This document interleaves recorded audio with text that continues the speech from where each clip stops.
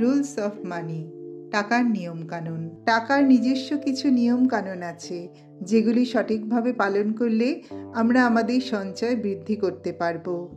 1. প্রথমে নিজেকে অর্থ প্রদান করে উৎসাহিত করুন। 2.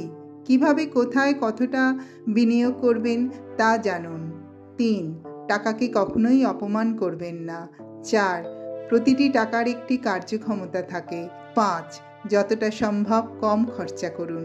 6. কখনোই টাকার দাস হবেন না। 7.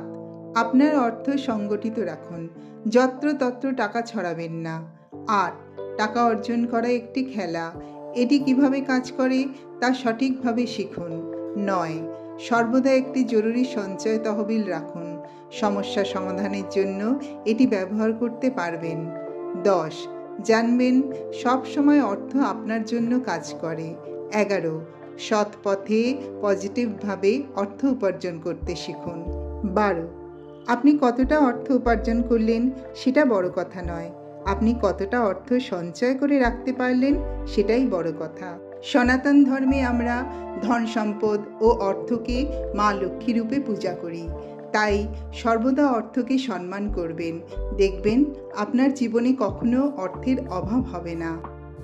যদি আমার ভিডিও ভালো লাগে তাহলে লাইক, কমেন্ট, শেয়ার করতে ভুলবেন না। যদি চ্যানেলটি নতুন দেখেন প্লিজ সাবস্ক্রাইব করে দিয়ে পাশে থাকবেন। ধন্যবাদ।